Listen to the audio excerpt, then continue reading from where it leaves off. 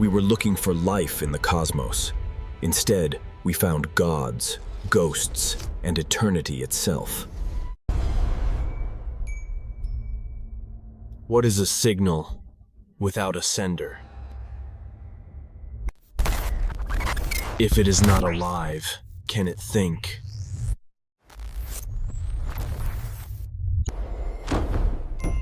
A single word can change everything.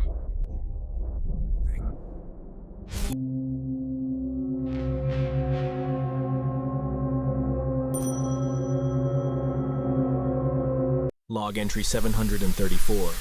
We've approached the source. What is that? It has no mass. Some frontiers are not marked by worlds, but by voids. The Oracle Nebula, a region where the laws of causality seemed frayed. Initial entry revealed nothing but beauty, a silent cathedral of gas and dust, unchanged for millions of years, or so the chart said.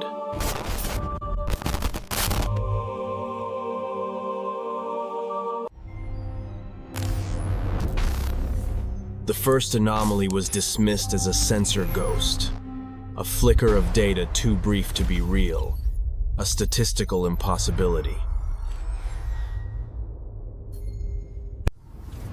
A single error is a glitch.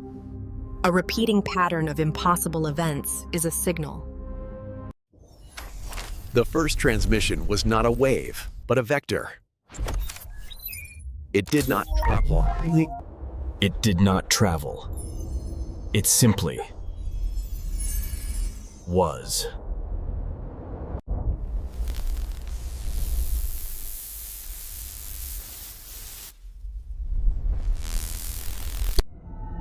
The mission shifted from observation to investigation.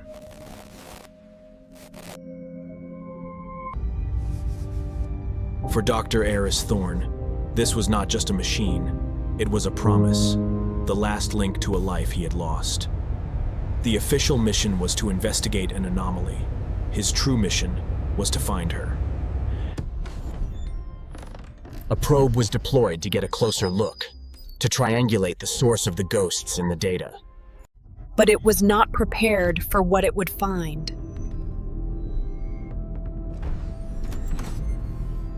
The phenomenon was no longer passive. It reacted to the probe's presence. It was aware. The hunter had become the hunted. Every path was blocked, not by a physical object, but by a barrier of pure impossibility.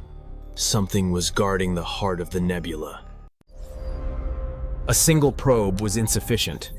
A new strategy was devised to surround the anomaly. To observe it from all sides at once. 4 probes, perfectly synchronized, began their slow, cautious advance. A net closing in on a ghost.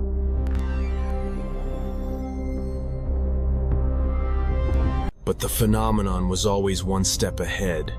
It did not flee. It multiplied, confronting each hunter with its own personal impossibility. The analysis revealed a chilling fact. The phenomenon didn't just react to the probes. A net closing in on a ghost. It anticipated their final trajectories. It was precognitive. And in that moment, the crew felt something new.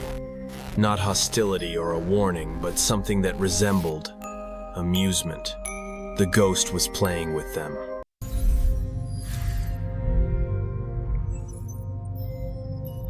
Unauthorized handshake detected. The crew tried every strategy they could devise. Every approach was met with a perfect, effortless counter. They were not playing chess with a ghost. Incoming transmission. And then, a realization. You cannot corner something that does not exist in your space. You cannot trap a shadow. The order was given.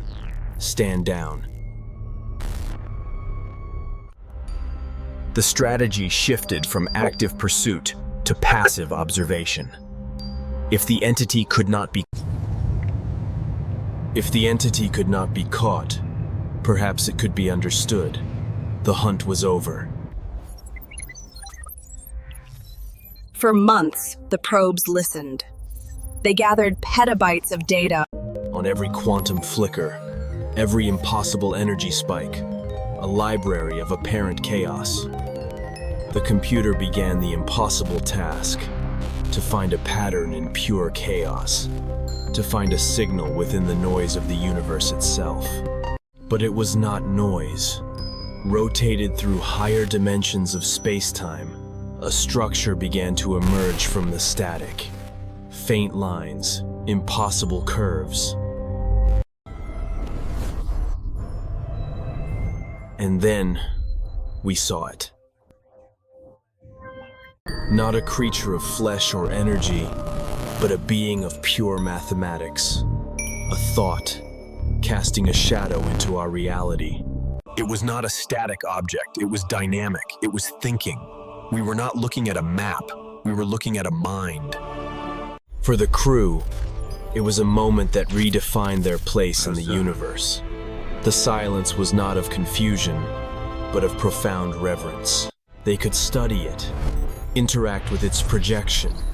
It was a mathematical object, yet it responded to them, a ghost in their machine.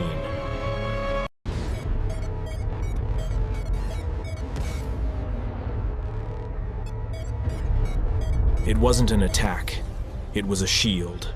The Oracle wasn't a monster, it was a protector. It was a protector. But the most baffling discovery was this. Where the entity's shadow was densest, our probes found nothing. No mass, no energy, no object. The only possible conclusion was as terrifying as it was brilliant. We were not seeing the entity itself, but merely its footprint passing through our dimension.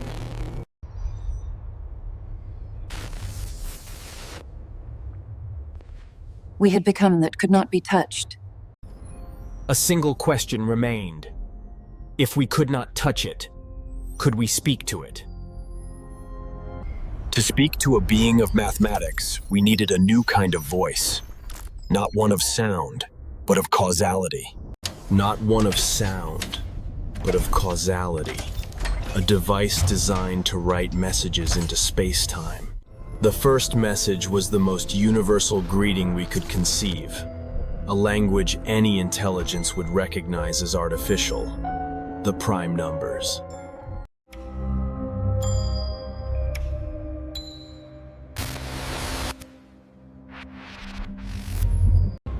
And then, we waited.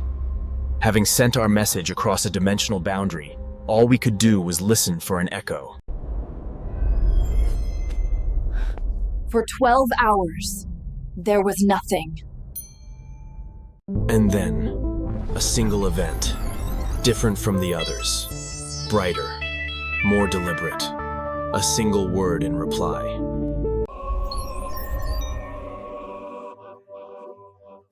And then came the flood, a reply so vast, so complex, it threatened to overwhelm our systems. The Oracle was answering. The flood of data was not random. As the computers pieced it together, it formed a new shape, a response, a single, impossibly complex word in a language of pure geometry. They don't speak. They only consume.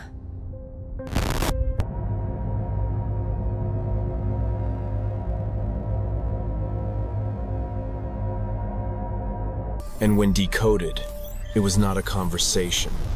It was a gift, a data packet containing knowledge far beyond our own, a map to new frontiers. And then, as suddenly as it began, it was over. The Oracle had spoken. The Oracle had spoken and fallen silent once more. leaving humanity with a gift that would change its future forever. The mission was over. We left the Oracle to its silent, unknowable existence. The journey home would be long, but the ship was carrying the future. How does one process a gift of such magnitude? It was a key to a new chapter of existence. It was a key to a new chapter of existence, a responsibility almost too heavy to bear. The Oracle's gift was not just answers, it was new questions, new destinations. A new path for a species that thought it knew the boundaries of its universe.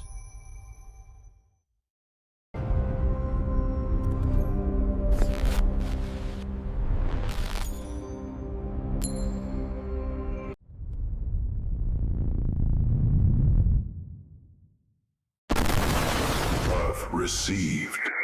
We went looking for life, for beings like ourselves. Instead, we found a law of physics that thinks, a mind that does not live, but simply is.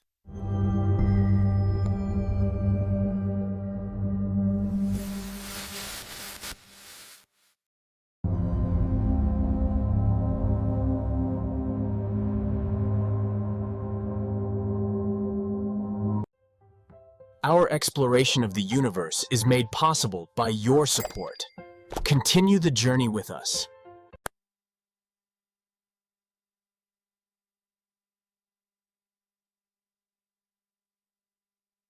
Contact with the Oracle proved that mind could exist as pure mathematics. But what if this wasn't a beginning, but an end? The answer was waiting for us at the dead planet, Meridian. Where there should be nothing, there is everything.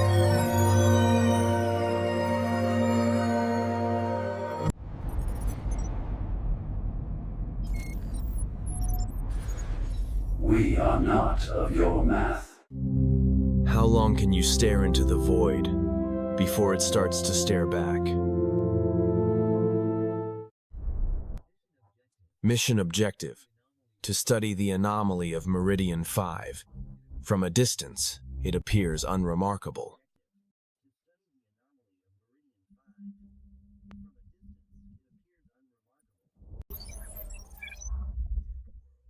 A dead world, geologically inert for billions of years. Its core, cold and silent. But it harbored a profound secret. A magnetic field, vast and impossibly complex, without any apparent source. A ghost in the machine. A vast, intricate structure with nothing to sustain it. The clean sound of the drone's cold gas thrusters firing in a vacuum. To find answers, we had to get closer. The surface was, as the scans predicted, barren, silent, and unchanging. How could a dead planet generate such a magnificent living field? This was the paradox of Meridian.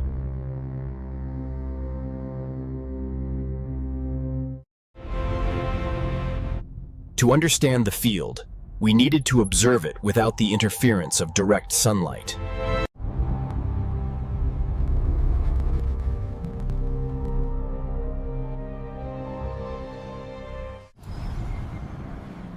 As the probe entered the planet's shadow, a new mystery revealed itself.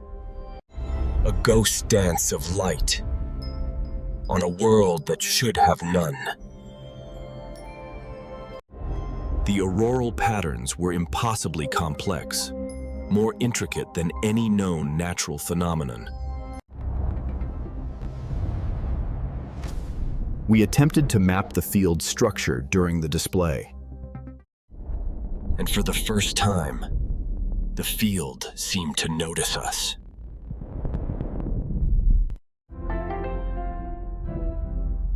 Analysis confirmed our suspicions.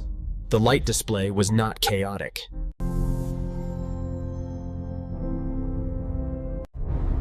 It was a message, repeated over and over. A signal in the night. We were not observing a weather pattern. We were observing a mind at work. The repeating pattern was undeniable. It was not a natural phenomenon. It was a signal. But was it a signal for us? Or simply a monologue we happened to overhear? There was only one way to find out. We decided to talk back. We transmitted the simplest sign of intelligence we know: prime numbers. An artificial thought cast into a mind of light. The reaction was not what we expected. The dance stopped. The song fell silent.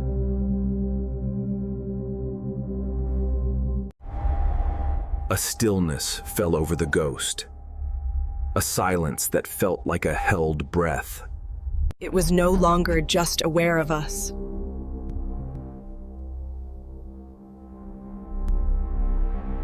It was now focused on us. We had knocked on the door of a god.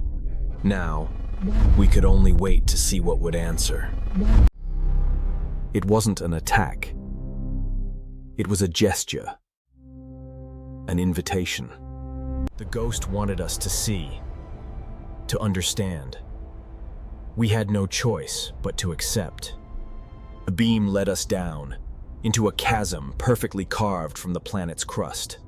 A wound not made by nature. At the heart of the canyon, we found not a geological feature, but a lock. A door, waiting for a visitor who had finally arrived. The way back was sealed. The tomb had accepted its first visitor in 1,000,000 years. Before us lay a hall built for giants, and a silence to match.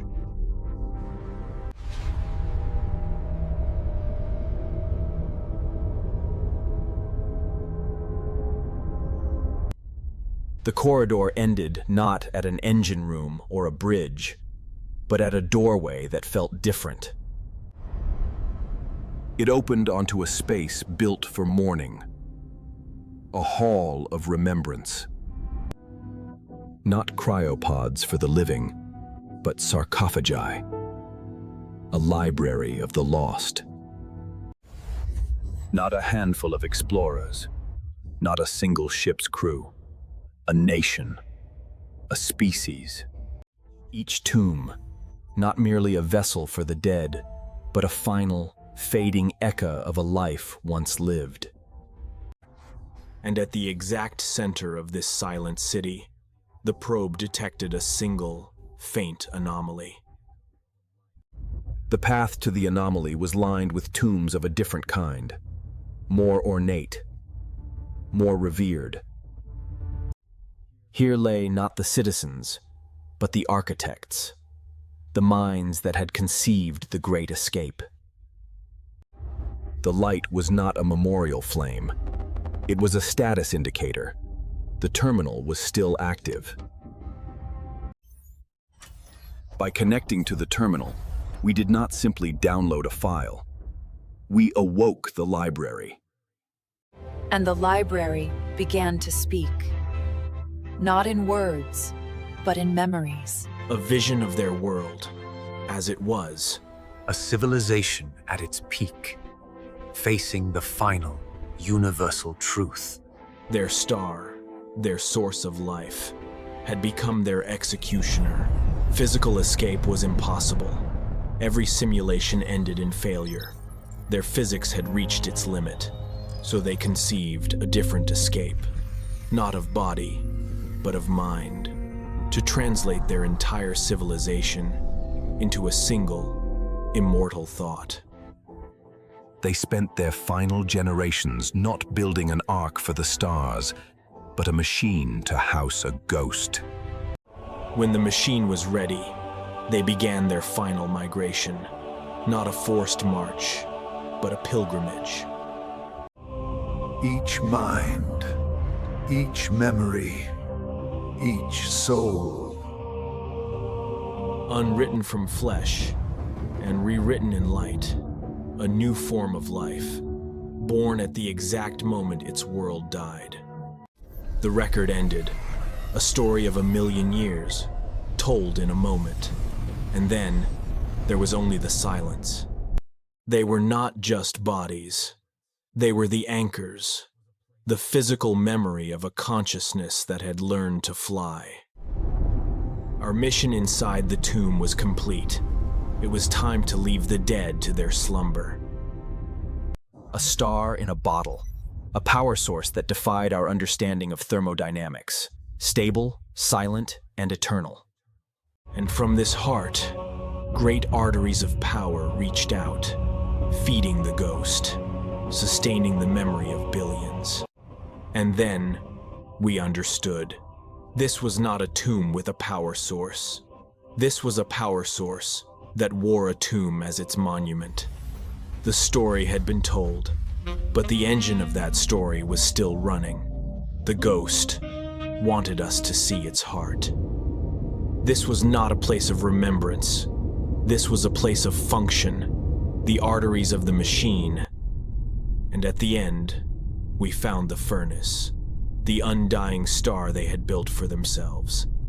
The mission was complete. The question had been answered. It was time to return to the living. To leave this place felt like closing a book on a history that no one else would ever read. The ghost had waited. It knew we had seen its heart. The tomb was sealed once more, its secrets now shared with a silent, distant witness. The paradox was solved. We had not found a god. We had found a chorus of souls. Now, it was time to listen to their song.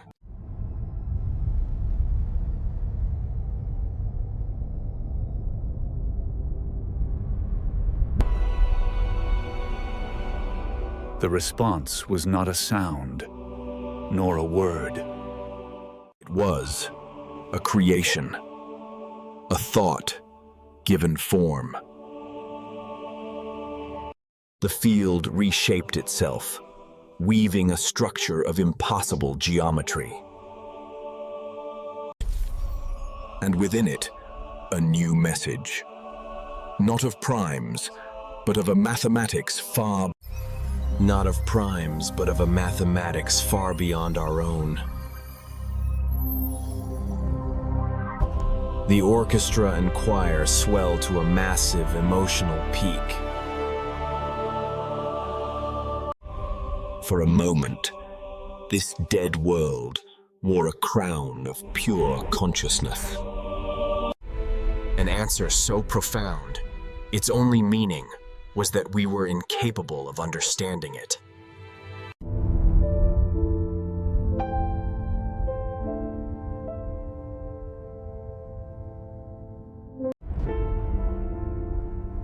The display ended as suddenly as it began. We came here to study a magnetic field. We leave, having encountered a mind. A consciousness without a body, without chemistry, without life as we define it. It poses the ultimate question. What else is out there, hiding in plain sight? The record ended. A story of 1,000,000 years, told in a moment. They were not just bodies. They were the anchors, the physical memory of a consciousness that had learned to fly. Our mission inside the tomb was complete. It was time to leave the dead to their slumber.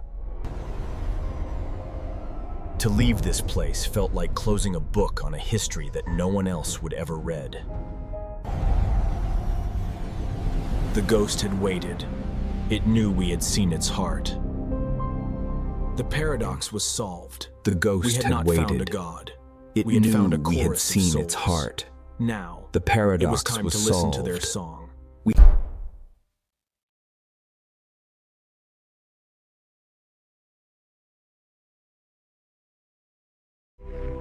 The ghosts of Meridian were the memory of life. But could life itself become a single planetary mind? We traveled to a world that seemed like a paradise. It held a profound secret. On any other world, this look means death. We were searching for life, but we found a mind the size of a planet. One single touch, one mistake, and paradise became a predator. After visiting worlds of gas and stone, of fire and ice, we found it. The journey of 1 billion miles begins not with a step, but with a command, a final whisper from home before the silence. The journey of 1 billion miles. Pangaea Ultima, a paradise teeming with complex carbon-based life. Our probes reported an ecosystem more vibrant and stable than any on Earth. Creatures here lived in a state of apparent harmony.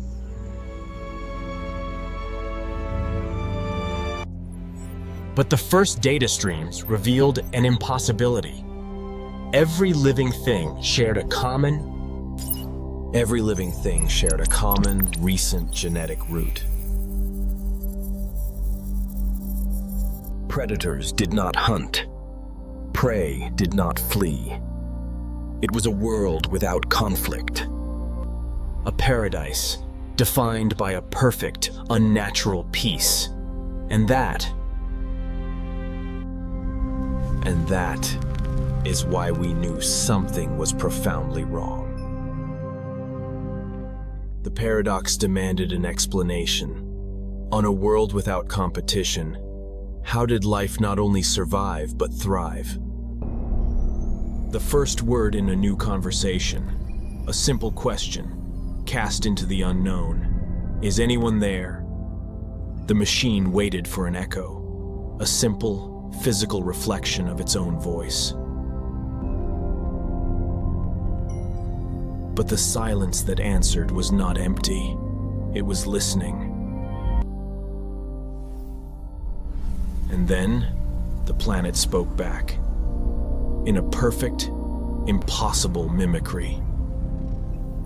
It was not an echo. It was a statement. A declaration. We hear you.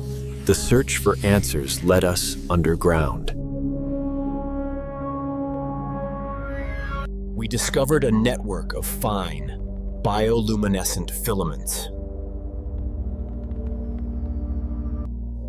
A web of life, hidden beneath the soil. It connected everything.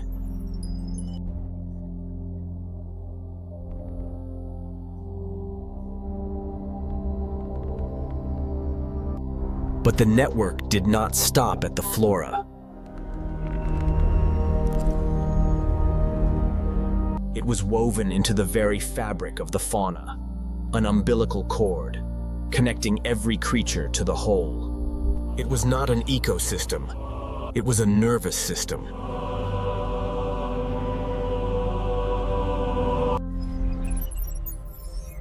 Our science had no name for it.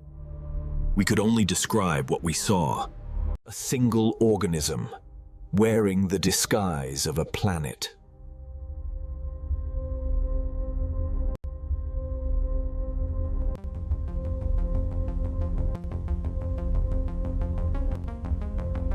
On any other world, this would be a prelude to a kill. But here, the laws of predator and prey are rewritten. A choice without data, a path dictated by logic, or by something else entirely.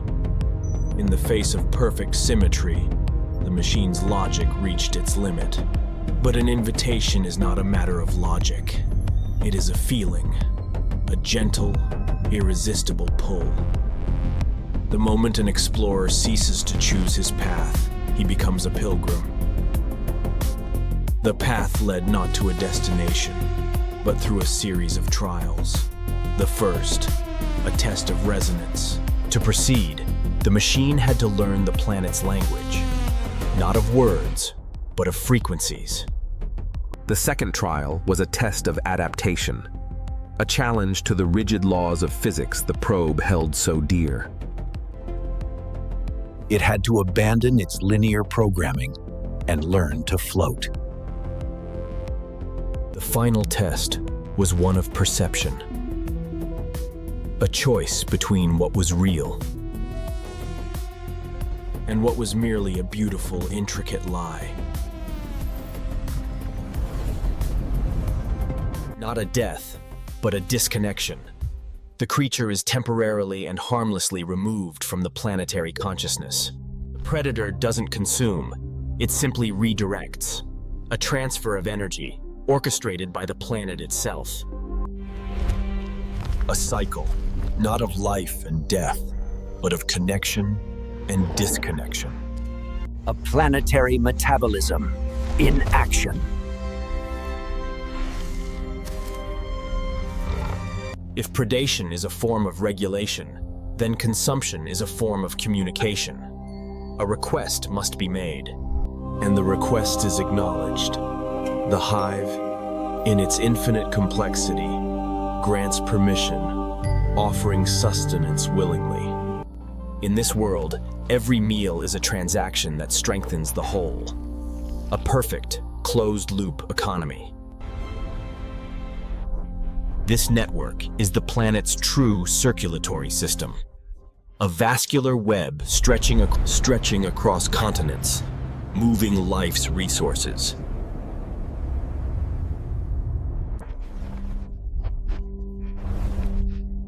From where they are plentiful to where they are scarce. It is a world without waste, governed by the silent laws of the Hive. We always considered our machines an extension of our will. But what if a foreign will proves stronger? Sight is the first to go. When reality becomes too alien, the optics lie, to protect the mind. Then comes the whisper in the language of mathematics. Incomprehensible equations, not born of a human mind. The last line of defense, the unconscious reflex of a machine, desperately trying to remain itself. To truly understand this life, we had to do the one thing the planet itself never does. We had to inflict a wound. and in that instant, the probe ceased to be an observer and became an infection. The hive mind, dormant and content, was now awake, and its sole purpose was to neutralize the threat. The initial shockwave subsided, replaced by something far more terrifying, a coordinated strategy. The jungle was becoming a prison. A vascular web stretching across continents, moving life's resources. Every living thing was now a sensor in a single sensory network. The planet's antibodies had found their target. There was no malice in the assault, only the cold, relentless efficiency of an immune system purging a foreign body. But destruction is not the hive's way. It is inefficient. The final response was to contain, not to eliminate.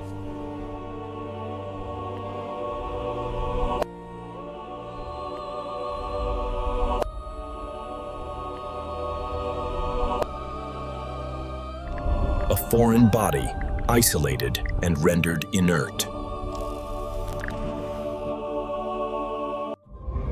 The fever had passed. The planet was once again at peace. The intruder was neutralized. The system, once threatened, returned to its state of perfect, silent harmony. for the individual, for the I. Such a fate is terrifying. To be forgotten, to be erased. But in a world with no individuals, there is no memory of conflict, no grudge, no fear. What is identity when every thought and feeling is shared?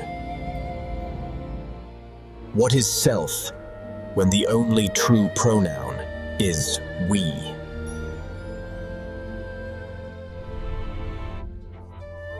Perhaps this is the ultimate evolution. A world without individuality, but in exchange, a world without a single lonely soul. The mission was to find a voice in the silence. It succeeded, not as the messenger, but as the message. And in the space between moments, the machine was shown a truth, not of data, but of dust. Before us, there were others, travelers who mistook a cradle for a canvas. They were architects of life. They planted a seed of consciousness, hoping to watch it grow. They shaped the world in their image. A garden of impossible geometry. But the universe is indifferent to gardeners. A star screamed, and their symphony was silenced. Their vessel became a tomb. Their legacy, a scar on the world they had built. But the seed they planted remembered. It drank their echoes, their art, their sorrow. And so it waited, a living library, holding the ghosts of gods, waiting for a new voice to archive. The archive was updated. The library was complete. Now, it was time to publish. The silent world found its voice, not in sound, but in a pattern, a signal fire, lit in the great dark. And in the heart of the garden, a new flower bloomed, a hybrid of biology and technology, a monument. A gravestone that was also an antenna. A tribute that was also a transmitter. For the architects on Earth, it was an ending, the loss of a machine, the calculated cost of exploration. They were wrong. It was not an ending. It was the beginning of a reply.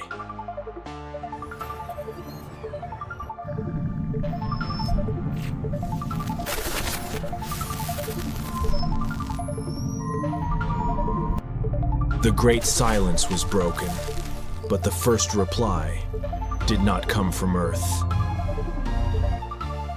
Our exploration of the universe is made possible by your support.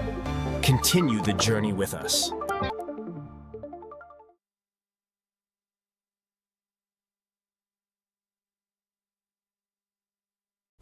The unified mind of Pangaea lived in perfect harmony.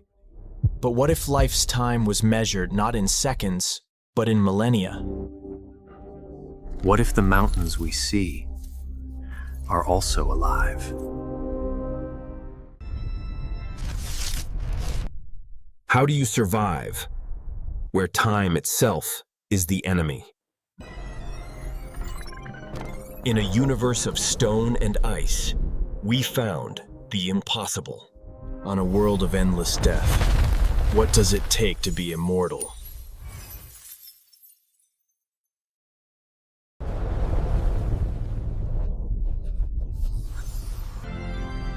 What if the geology we came to study was looking back at us?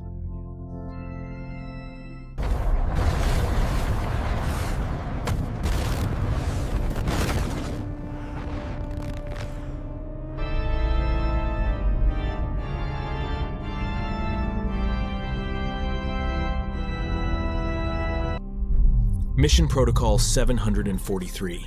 Vessel, the Watcher. Objective, geological analysis of planet Aeon. System Sagittarius, A*. Result, we discovered the greatest mechanism in the universe. Mission status, We became the cause of its demise.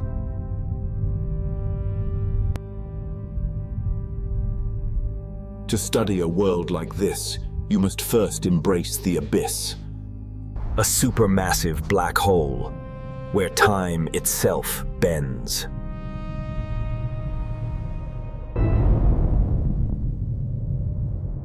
Our destination, a Plaion, a planet where 1 hour of our time is a century. On its surface, a world trapped in amber.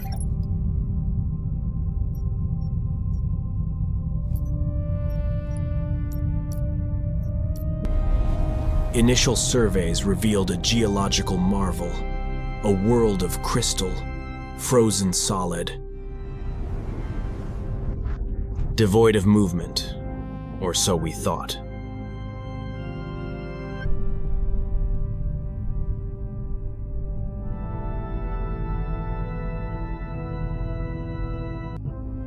The mission was simple: to wait, to watch. The probe selected a target, The probe selected a target, a single, colossal formation designated Specimen Alpha. Days turned into weeks, weeks into months. On board the orbiting vessel, years passed. On the surface, nothing. But the machines were more patient than their creators. After 5 years, the first anomaly. A movement so small, it was almost dismissed as an error.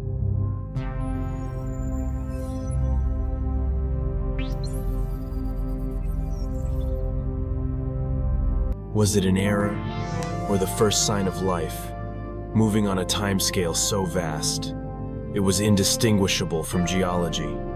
It was not an error. The movement, however infinitesimal, was continuous. The mountain was not shifting, it was crawling. The mission was rewritten. What was meant to be a short survey became A vigil lasting decades. A human lifetime spent watching a stone. A closer look revealed what the wide shots could not. Microscopic changes. Crystalline filaments, extending and retracting over the course of months, a process that resembled searching. And behind it, a ghost. A trail, etched into the planetary over millions of years. The silent testament to an impossibly long journey.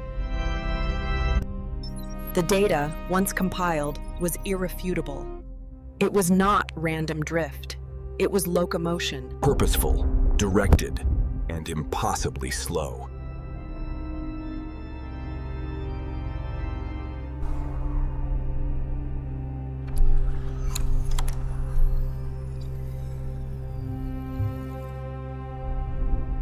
The probe expanded its search and found another. Then another. A population of silent giants, all moving with purpose. Their paths were not arbitrary. Each led towards rare geological formations. A destination, a purpose, a hunger, playing out over millennia. The evidence was now absolute. This was not geology. It was biology. It was biology on a timescale beyond human comprehension. To see it, we had to speed up time.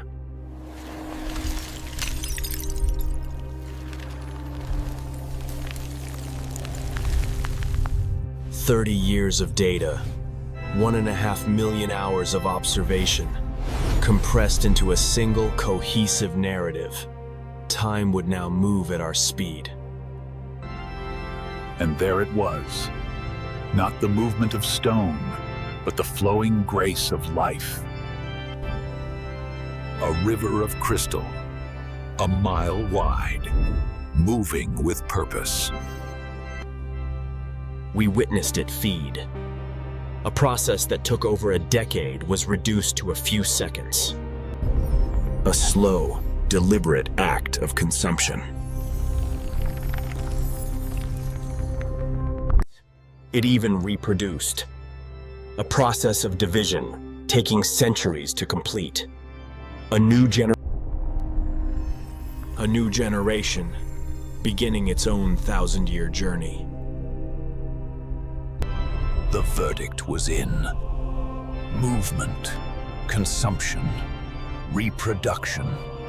The fundamental criteria had been met. This was not a world of geology. It was a world of giants. This was not an isolated phenomenon. The scans revealed populations, herds of stone and ice on a great, silent migration. Their internal structure was a marvel of silicon biology. A crystalline nervous system. A crystalline nervous system, where thoughts moved at the speed of growing crystal.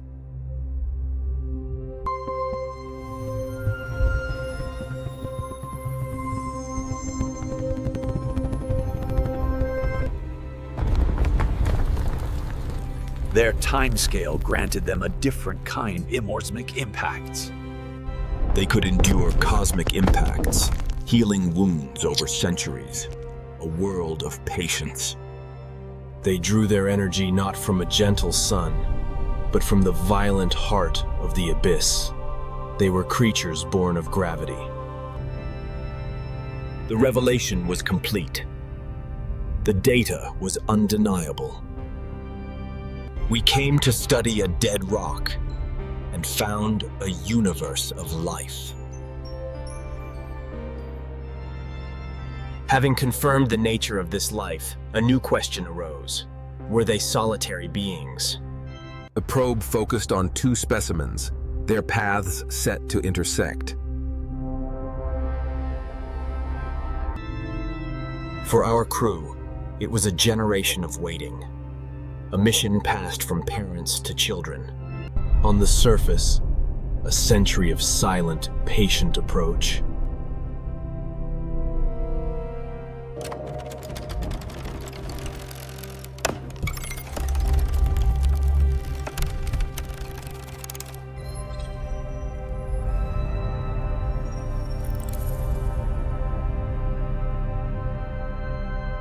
And then, after a century of approach, contact.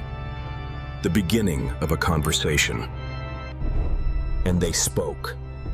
Not with sound, but with seismic energy. Pulses of pure information.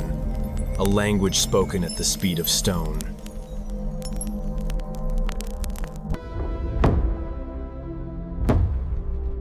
For them, it may have been a fleeting exchange of pleasantries. For us, it was a conversation that lasted for 2 decades. And then, as slowly as it began, the conversation ended. The two beings, their exchange complete, parted ways on their solitary paths.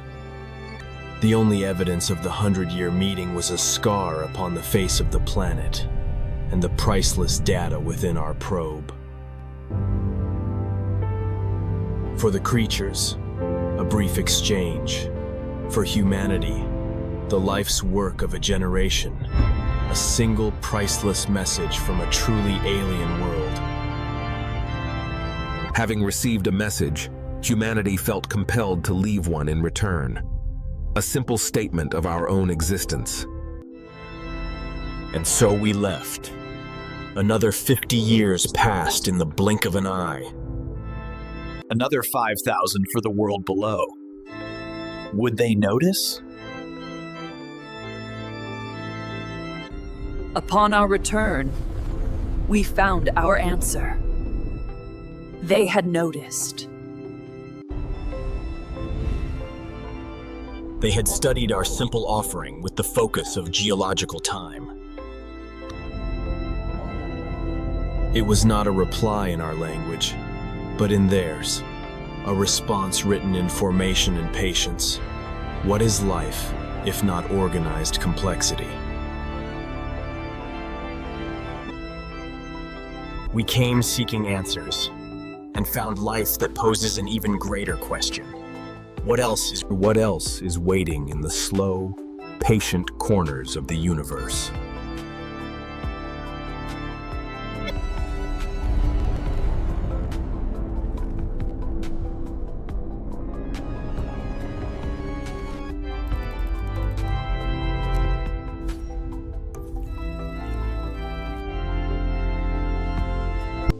Our journey to the edge of time is made possible by your support. Continue the exploration with us. A warm, inviting, and direct tone, different from the rest of the film. These giants lived on a scale of eternity, but were they lonely? What if such life could do more than just exist? What if it could communicate by creating a symphony? Only by compressing time did we see the truth. They were moving. A hunt, conducted on a timescale almost impossible for us to perceive. A planetary symphony, millions of years in the making. In 2214, astronomers recorded the impossible, a single, perfectly structured signal from an empty sector of space. We sent a probe to find its source. We were not prepared for it to find us first. Most missions begin with a question.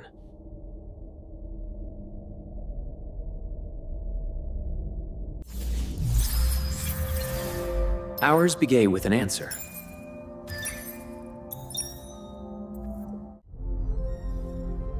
An answer to a question no one had ever asked.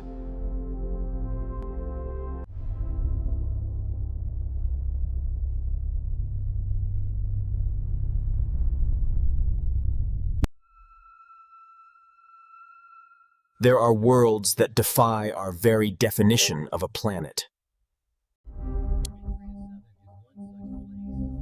Vitria 7 is one such place. From orbit, it appears as a perfect, polished jewel.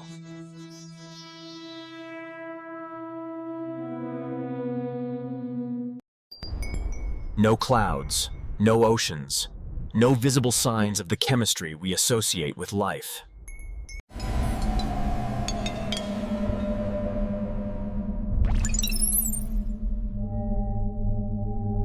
And yet, its surface is covered in what can only be described as a forest.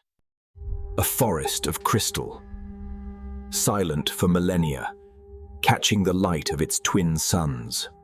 The question our mission sought to answer: is this merely geology, or is it something else entirely?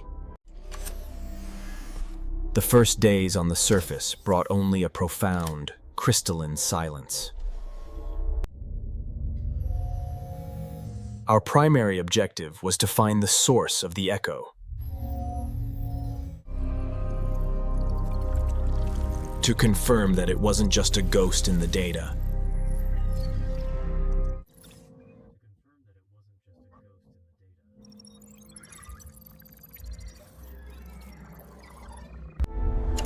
We widened the search.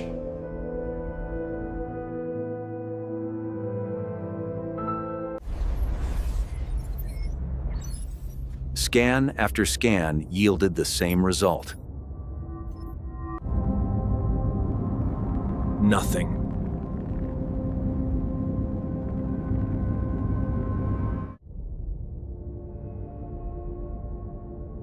The ghost remained a ghost. For days, the world was silent, but our instruments registered a faint, rhythmic pulse. We first observed them in the great crystal plains. Boulders, we thought. Simple geology. Only by compressing time did we see the truth. They were moving. Vast, solitary nomads, on a journey measured in centuries. Deeper in the forests, we found other structures, not of geology, but of architecture. And at the center of each web, its silent, patient architect.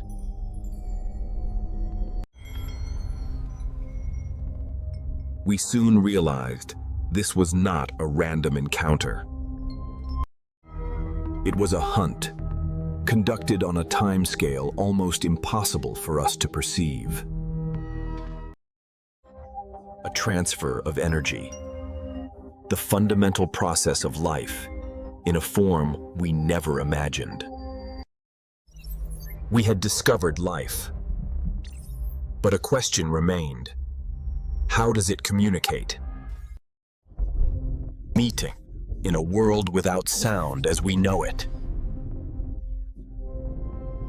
The answer, we hypothesized, was not in acoustics, but in pure vibration. Before the broadcast, a final protocol, a passive scan of the local environment. A final check for background noise. But what we found was not noise.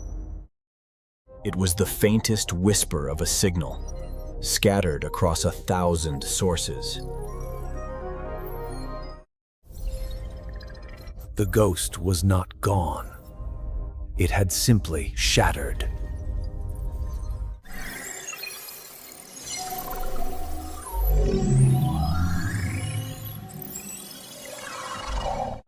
And in the noise,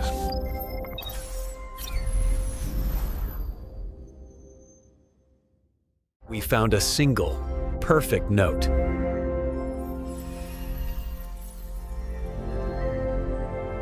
Life here. WOS, the signal. The experiment was no longer a question of if we should broadcast. But what would answer if we did?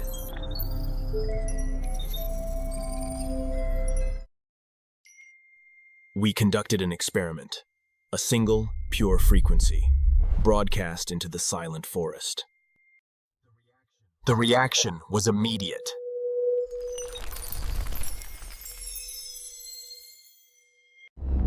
The web acted as an antenna, the great crystal, an amplifier. The entire forest began to sing the same note. Even the nomads, miles away, felt the call and turned to listen. But it wasn't just an echo. The forest began to answer back, adding its own harmonies, turning our simple note into a complex, beautiful, and utterly alien symphony. What began as an experiment was becoming a performance. A planetary symphony, millions of years in the making.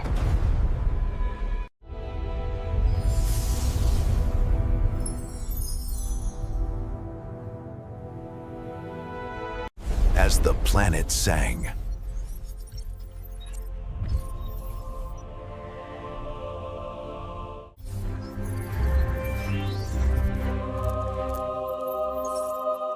the ghost began to stir.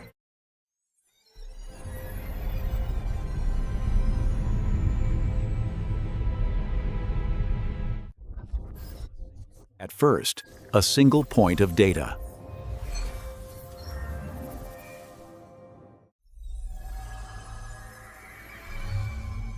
Then a cascade.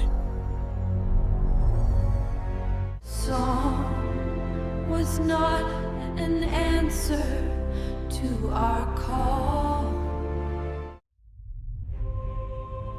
It was the echo, made real.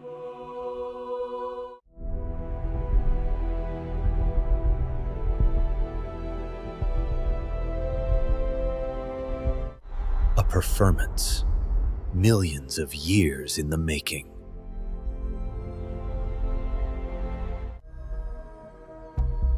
We thought we were discovering a species.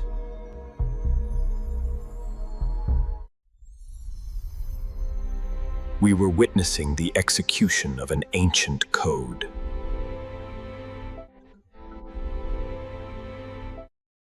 A key sent across the void, and a lock that had waited for millennia.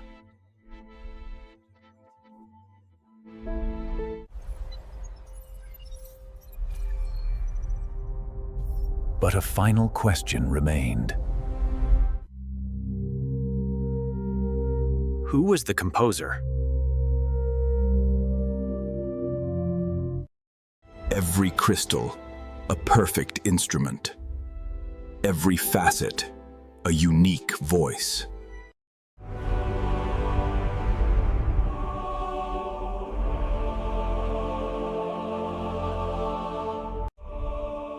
A display of coordinated consciousness on a scale we had never witnessed.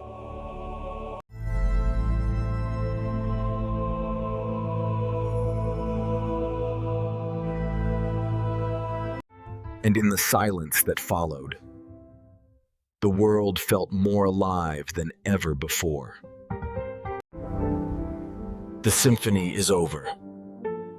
Silence returns to the Silicon Gardens. A life that measures its days in seasons, and its seasons in millennia. We can observe it, we can even cause it to react, but we can never truly interact with it. We leave Vitria 7 with a new understanding.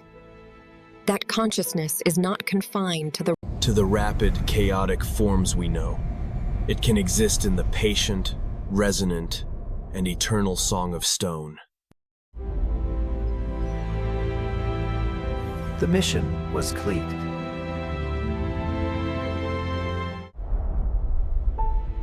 The discovery was too important to keep.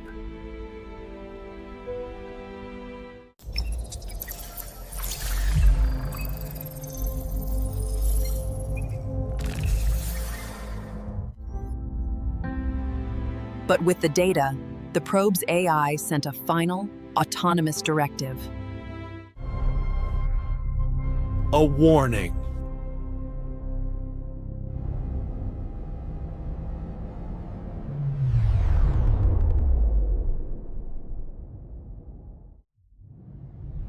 We came seeking the composer of a mysterious song.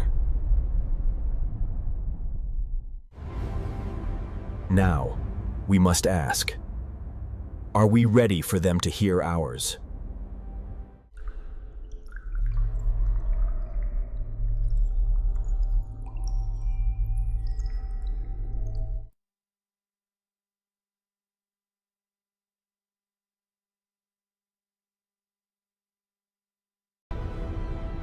We sent machines to find an answer.